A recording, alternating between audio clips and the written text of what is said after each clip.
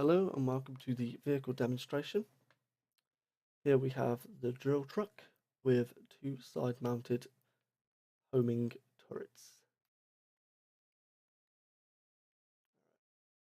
So the truck initially was going to be slow and lumbering, but after a couple of playtests it was very quickly relevant that just wasn't fun. So we scrapped that for just an arcadey, quite fast feeling truck now, with nice turning circles, just quite easy to control. And then the primary fire for the truck is to unleash the cabin, which burrows underground and then proceeds to dig forwards. You can then steer with the left and right, the left analog stick, left and right, to pivot the cockpit. And then if you shoot or right trigger again, you unburrow. As long as the cockpit is not burrowed underground, you are free to get out of the vehicle.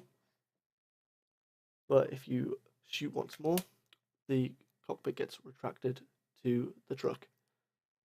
And between each of these phases, there's a small reload time. For the burrow, you need to be in the underground for about 3 seconds before you can come back up. This is just so the player has to get so much distance away from the truck and just stops them spamming up and down, up and down. This can be changed just on a little timer. So here we go through the terrain, we come back up, we get out, we can get straight back into this truck here.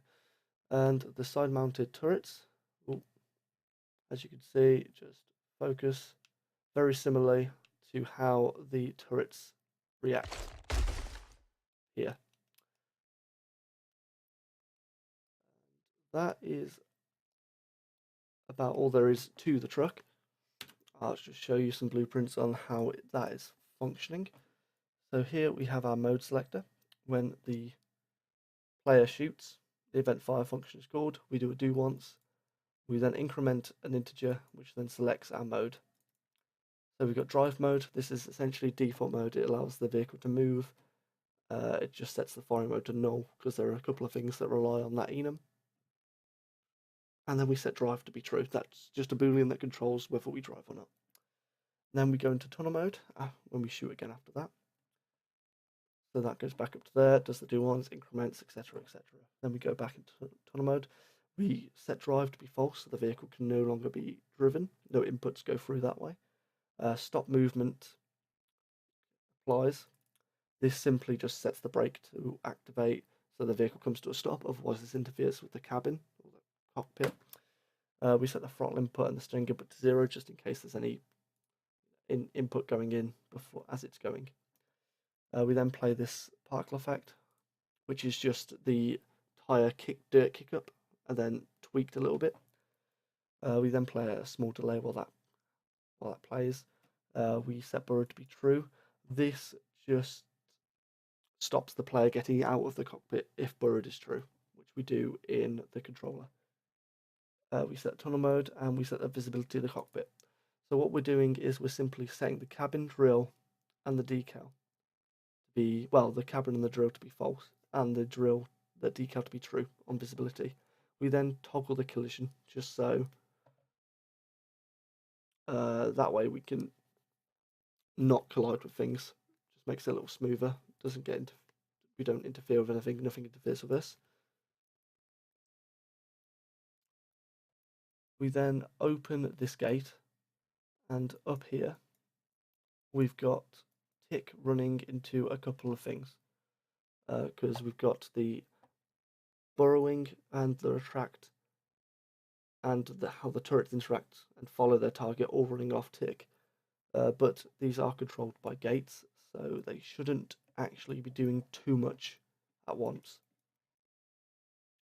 Back to this though. After the gate, we go into a sequence where we just increment the world location of the truck. And then when that's done,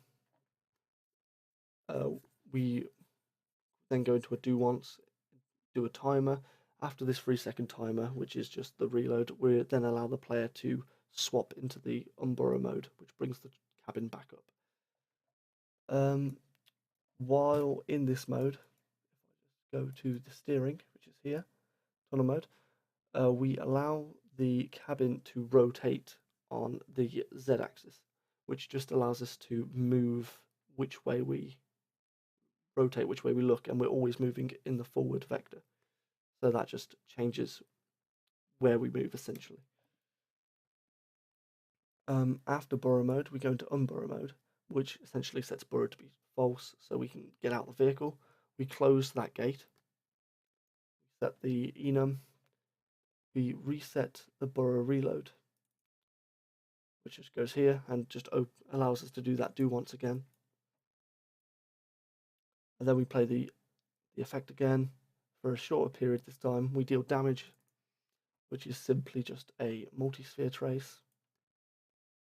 Again, same as the weapon, just change the radius if we need to, if we feel it needs to be bigger or smaller, depending on balancing. We then set the visibility. This set turns collisions on, and it turns the decal off, etc. We then do the reload timer before we can do anything else. And then that allows the player to go into retract mode, which pulls the cabin back to the truck.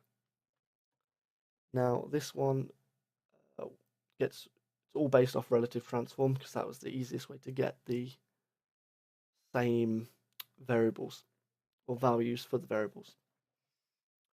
So we quickly just take the start location, which is stored. On init, sorry, that's stored. Forgot. And we minus that. We minus our current position from that to get the return vector. We then open the gate, and then one of our ticks is going again. So we instantly go into set relative transform, and now we're incrementing slowly back towards the cabin. So I just take the overall return vector and divide that by 30, so it's smoother rather than snapping back instantly. When that's within 50 units, we then just snap it back to the cabin start position, just to lock it back in place and keep it the same as it was before.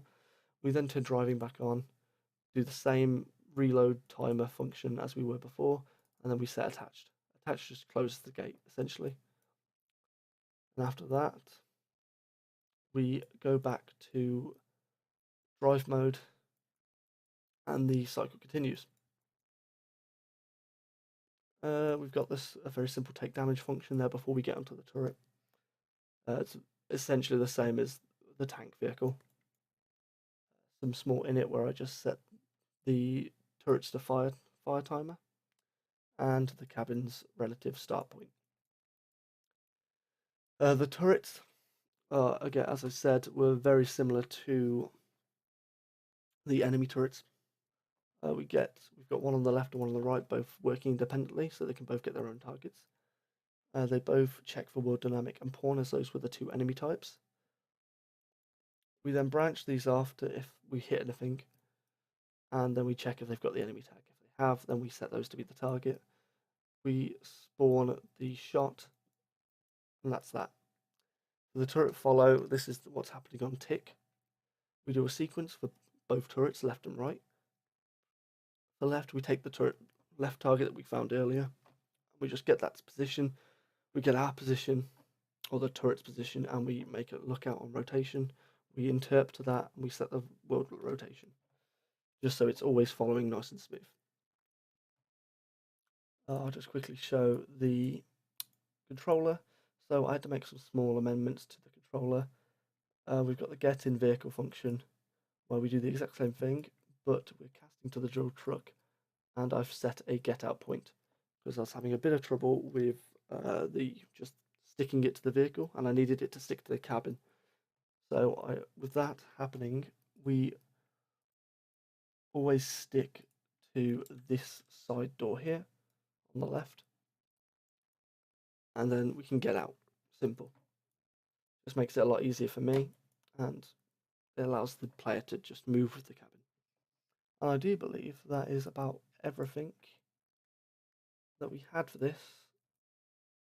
Yeah, and here's just the burrowed variable, where we get the current vehicle, we get burrowed, and we just see if it's false. If it is, then we can get out. If not, can't get out. And that is everything. Thank you, and cheers.